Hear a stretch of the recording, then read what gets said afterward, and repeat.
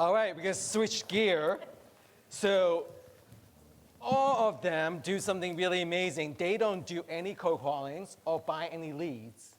All right, so we hear from them. They all have different methods and different ways of creating raving fans and also doing business. So you guys want to switch your seat if you want to? You don't have to. It's okay. It'll be good, like they know who you're talking to, right? It makes sense, the pictures and everything. Yeah. So let's start off quickly, 30 seconds, a little bit about you, like where you get located, where you do business, and then we go right into it. Okay. Well, I just want to say that I'm very appreciative for being here today, and I thank you for inviting me. I'm Elyse Guthrie. I am from Dallas, Fort Worth, and I am a former teacher and elementary school principal. I was never in sales. I've been in the business since 2017, and for the first 2 years, I taught part-time and did real estate part-time. And then I was able to, continue doing this business and helping people, just like I was when I was a teacher full-time in about, 2018-19. Jackie O from Boston. I've been licensed since 2005, practicing full-time. I've been on 2 separate teams in 2 different states, hence my life moves, and started my own team just out of, I think, sheer need to just have some independence in 2015. And I service all of Boston Metro within an hour radius. And I'm a former flight attendant, so I love traveling and meeting people. It's one of my passions, so speaking engagements and traveling and networking is sort of inherent in one of my 3 business levers. Carly. Hi, everybody. I am Carly Ringer from the Jersey Shore. I cover Central Jersey, but I live in Lake Como. And if any of you partied when you were younger, if you went to Bar A, I knew there would be a few of you. I live 2 blocks from Bar A. So that's it. No, I got into real estate in 2016 along with these ladies, and my background's analytics. I had never bought a house. I'd never used a realtor. I lived in Hoboken, and I found my apartment in the Reporter, which was the newspaper. So I knew 0 about real estate, and now I'm going to do about $20 million this year on my own. So for anybody who knew nothing going in, just know that you can get somewhere in this business. So. All right, so let's talk about your superpower. So how do you get your organic leads from? Where do you get them from? So I would say my superpower is connecting people, staying in touch, always coming from contribution, again, just like I had to do, or I was blessed to do when I was a teacher, and especially the challenge of being an elementary school principal. I started a ladies group in my neighborhood, never, again, about sales. It was always about connecting with people, friendships, and of course, they knew what I did.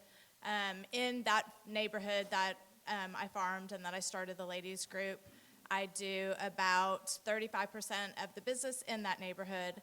And again, it's all through relationships. So. And remind people how big is that farm? How much do you It's about 1,500 Okay. homes in the neighborhood. Very nice neighborhood, all different price points, very family friendly. So again, being a former teacher, I educate people about how great the schools are there, the community there. I do lots of events, which I'll talk about in the neighborhood. Some of them are I could plan in a day. Some of them take more time planning, but just easy, coming from contribution, getting to know people. That's great, thank you. So my superpower, I think, is my relationships with my past clients. 96% of my business comes from past clients. They either become repeat clients, almost all of them. I let them know in our buyer consultation when we meet that my goal is not to sell you 1 house, but it's to sell you 5 within 10 years. So I am doing very well on that number. Obviously, not everybody has the financial means to do that, but that's sort of my goal. So I lay the groundwork in terms of you should be investing, and here's why, and here's how you do it, and let's get you that first home, and then be on the mindset that we're going to be investing. So that's where the majority of my business comes from, is just from my sphere of influence, and I'm very intentional with them. I give time to them. So when I'm like, I live in downtown Boston in the neighborhood called the South End. And when I'm there, I see a lot of my clients. So I'm walking to get coffee, I have my dog, everyone knows me. So I'm very intentional on the time, and I make a point to go out and just walk around my neighborhood so that I run into these people walking their dogs and having coffee at the cafes. And then alternatively, when I'm up at the beach, I also have a secondary market that I'll talk about later today on a different panel. And when I'm there, I'm making sure that I'm checking in with them. How's their investment going? How can I help them? You know, I send them leads if my investment's booked. Like, I make sure that I stay in touch with everyone on a regular basis. And most of it is just text message, frankly. It's not a high touch in that way. And I find that that's what most of my customers, as Jared was talking about, and clients, is that they prefer to be communicated quickly and a quick check-in. It doesn't need to be a long email. They don't want to see a spam about their neighborhood values. If they're interested in their neighbor values, they're going to text me, hey, Jackie, what's my home worth? So that's been a big piece of what I've done in terms of having my superpower. All right, awesome. Carly. My superpower is social media. When I first started selling, I've been in sales since I was little. I used to sell Cutco knives. I don't know if any of you guys have them, best knives ever. But I sold Cutco knives, and then I sold Rodan and Fields skincare products. I don't know if you have friends who sell Isogenics, Rodan and Fields, any multi-level marketing thing. I learned how to annoy the crap out of my friends by doing that. So then I took those do not skills and I converted them into how do I go all in on social media. And what I started doing about 4 years ago is I've always educated my network, right? So I knew nothing about real estate. So I looked up what happens if a house doesn't appraise, and then I posted on Facebook, what happens if a house, so I'm just educating people, and when you educate people, they start to trust you, right? Because you're teaching them something, right? As a teacher, everybody trusts you. And then what I started doing from there is I want to be a resource, but I want to be an even bigger resource. And we're at the shore, and believe it or not, there's something going on every weekend, all year long at the shore. So I say, this is what's going on Friday. These are the bands.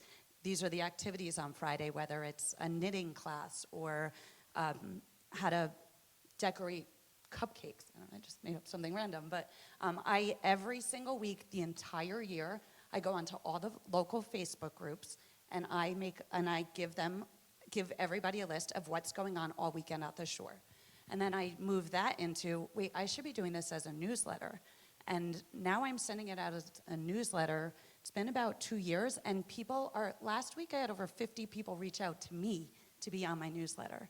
My newsletters, right now I have 1,129 people were sent the newsletter last week. Over 600 people opened that. Most open rates are less than 5% on a newsletter. People want to read my newsletter. I sprinkle in there real estate, but it's really just coming from contribution and being a resource for everybody. So all the different things you guys do, how long have you been doing it, the strategies? Like, were you consistent at it? Yeah, very consistent. It's easy to get discouraged, and you just, keep going. I started about 5 years ago. I got one listing in the neighborhood, and you do a great job with that one listing. And, if you're doing it right, then it leads to more. The monthly, the ladies club, sometimes 5 people would come, sometimes there was 20. So I never knew. It was always like, I'd get nervous like I was throwing a party. Is anyone going to come to my party? But even when there was 5 people, I got to know those people, even deeper. And again, it was never about real estate, but they knew what I did. We had, a topic of the month. It might have been, a wine tasting, a cookie decorating. It was just always something easy and fun. Then with the events I did in the neighborhood, I still invite the entire neighborhood and then also my clients. So I never have to worry about nobody coming to my party.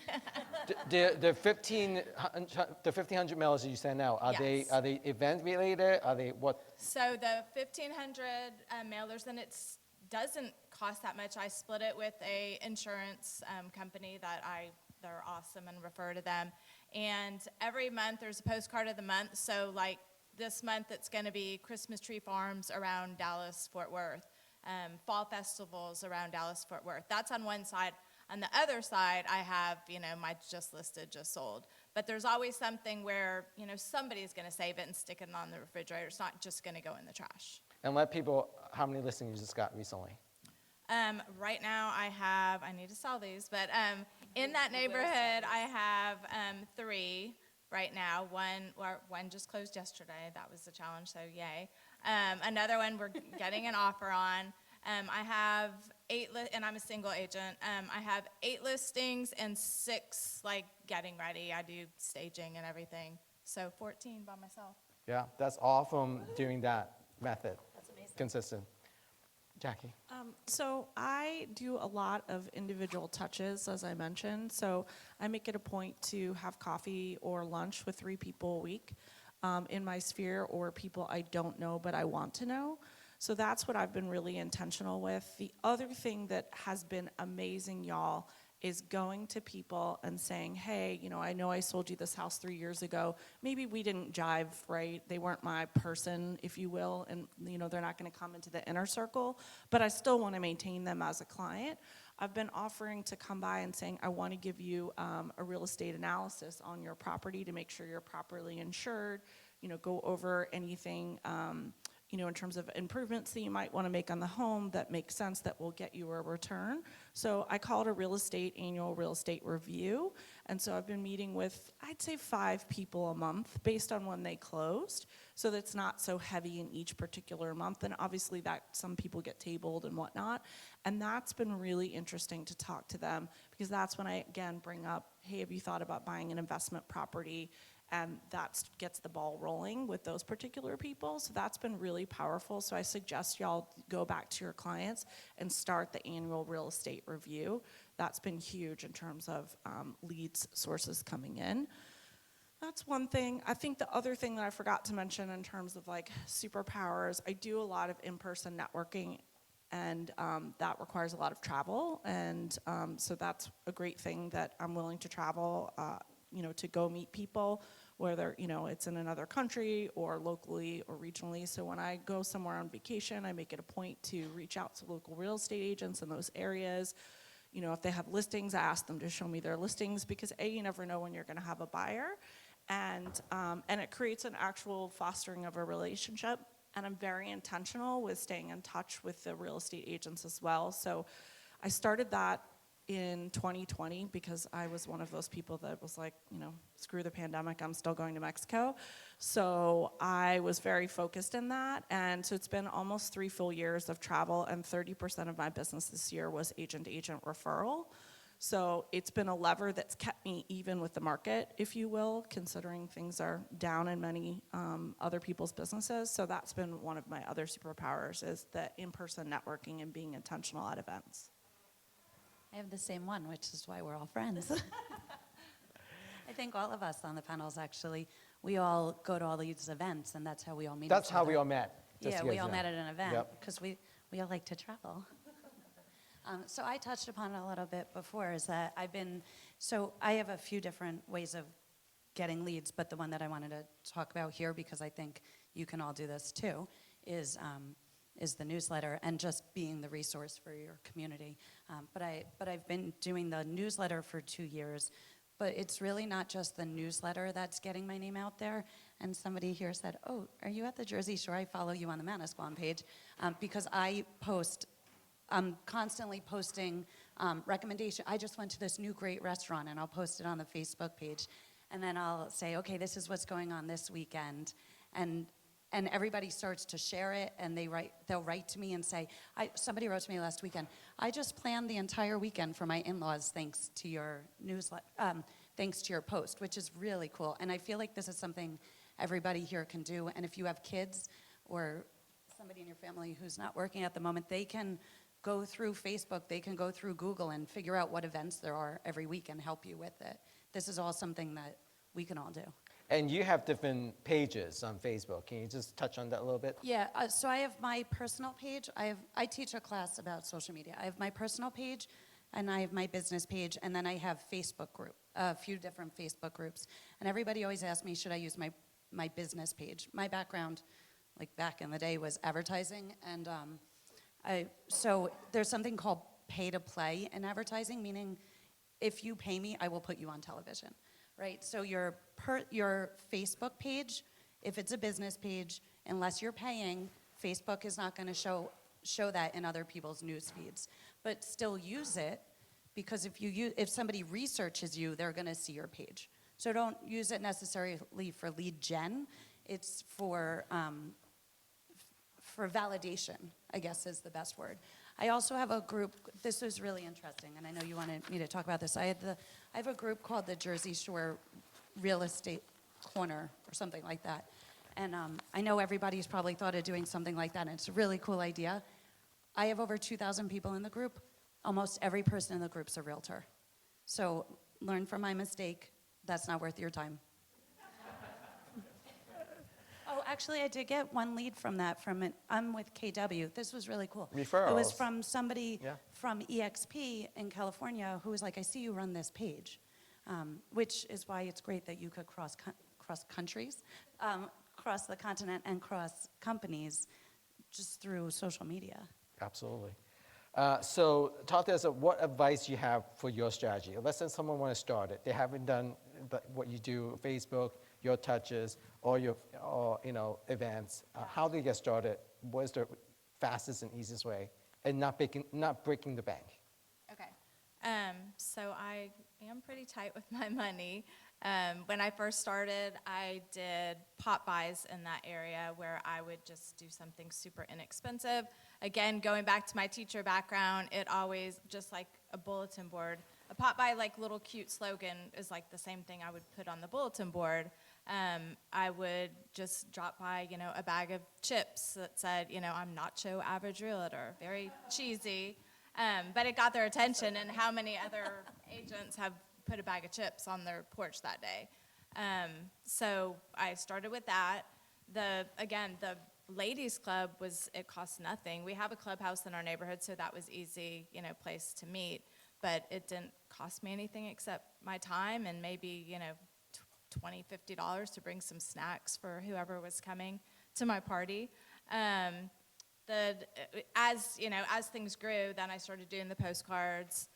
Another thing I thought of when we were talking about connecting with small businesses, sometimes the postcard of the month is a coupon where I would go to a small business and say, I'm paying for this entire thing. I'm going to send out all these postcards, but can you offer something? So like there was a Mexican restaurant, locally owned Mexican restaurant right outside the neighborhood, and they did come in for a free margarita. So I just kept thinking of things that hopefully are not going to go in the trash, because most of the just listed, just sold are going to go in the trash. Free margarita, it's not always going to go in the trash. There's a local coffee place. I did a lot of events with him, and he would do, a free cappuccino or, different things, a free smoothie. So that would go on one side, and I just do those periodically with the postcard of the month. But there's so many things you can do if you use your imagination and not break the bank. Excellent. So one of the things that I've done in terms of, I also do events for my past clients and my sphere. If they're in my life, I'm inviting them. So even if they've never bought a house from me, I'm inviting them, because one, you never know when they might refer someone or when they might be ready. So I always include my sphere, and that's, ladies I went on a yoga trip with in 2017 to Cancun. Like, I'm inviting those people, and they're coming to my events, which shows to me what I'm doing is making a difference. And so a way to do that affordably is, especially if you live in an urban area, is to go to maybe a condo building that hasn't sold out yet. And they'll allow you to use their common area rooms to host your event. And then what you can do is give tours of those $5 million condos or $7 million condos that maybe some people wouldn't ever have the opportunity to go in and view, and it's getting eyes on the property for the building. So that's a great way that I have kept my costs down. I also partner with my vendors. So I ask my home inspectors to contribute. I asked my lawyers, we're an attorney state, so we don't have title companies, but I asked my lawyers to contribute as well as my lenders. I personally just feel that I'm only gonna ask one at a time. I'm not gonna have multiple people competing at each event, because I have sort of like top 3 in each vendor category. So that's helped keep my costs down, and generally I'm usually break even in terms of the costs. So that's been really powerful. Like last year I did a shuck it party, and I invited Island Creek Oysters, which is a big oyster company in Massachusetts. You probably had them if you eat oysters. And they came and they taught people how to shuck oysters. So, and then everyone got an oyster knife to take home, which was kind of a fun thing and like goes along with the New England vibe and the beach vibe. So that was a really fun thing, and it was only $1,500 for the guys to come for 4 hours and shuck unlimited oysters, which was pretty awesome. And then I had a wine company come, and then I always include a charitable portion of each event, so where people can raffle to win, particular items, and then there's also items for purchase, and I get donations of wine and different stays at, inns and things like that, and then it all goes to a charity at the end of the event. So people really like that too, in terms of showing that you're giving back. I'm not the best about posting on social media, so I probably need to, I need to hang out with Carly more, because sometimes my real estate friends are like, "Are you okay? Are you selling any homes?" And I'm like, "Yes, I'm doing great. I just don't post it all for the world to see." Yeah, I'm terrible at documenting the real estate, so I'm trying. That is one of my goals for next year, is to have improvement. And I love these glasses, ladies. Thank you for sharing that, because that is going to be amazing, and I think a game changer for me. Awesome. Carly, What was the question? how does someone get started with How does what you somebody do? get started? So Yeah. I talked a little about where you can find all the information, but if you aren't, I'm assuming everybody here is on Facebook, but if you aren't in all of your local Facebook groups, you look up Milburn Moms. Milburn's around here. You look up Milburn Moms, or what other, Maplewood Knitting Club, or whatever it is, something that you have an affinity for. So let's say you're really big into skiing, join the Hoboken Ski Club, join all these local groups, but make sure that it's something that you like. Like if you don't like smoking cigars, don't join the local cigar group. But join all the local groups, and then start becoming a presence in the group. But I don't do it real estate related. So the real estate comes after. What I did do, which I just did a couple of years ago, my Facebook profile is my face, but then I wrote your local resource and realtor on it. So anytime somebody looks at my Facebook page, they see the words resource and realtor. They actually don't even have to go further into my page. But if you just join the local groups and start saying, "Hey, just went to this restaurant," and everybody else, what happens is everybody will say, "I went to this restaurant too, I love it, I love it." And then it starts showing up on all other people's news feeds, but it's your name that was the original post. So it's really just, how do I get myself out there? Jared had mentioned that, just visibility and getting yourself out there. I'm at the point where it's actually embarrassing sometimes when I'm out, because people come up to me and they go, are you that chick from Facebook? Are you Carly Ringer? And my friends are like, "Yeah, she's Carly Ringer." But it's amazing. So that happened to me at a supermarket, and a woman comes up to me from down the aisle. I went to see a musical at the Algonquin because of you," which is, I mentioned something about that before. It's so cool to be that person that you're kind of like lighting up people's lives. I mean, I'm helping people buy houses, but I'm enhancing their lives by giving them things to do. On a rainy weekend down the shore, I post a list that'll say, "Here are the rock climbing walls, here are the hatchet throwing places." I don't just do events, and then people actually share it. And in very little letters, I write Carly Ringer, Keller Williams. I don't make it about me. None of this is about me. It's about them, and then it naturally comes back to me. Thank you so much. Again, they're here all day today, so if you want to talk to them separately later, they're amazing resources and give you the strategy that they do really well at. Thank you. Thank you. Thank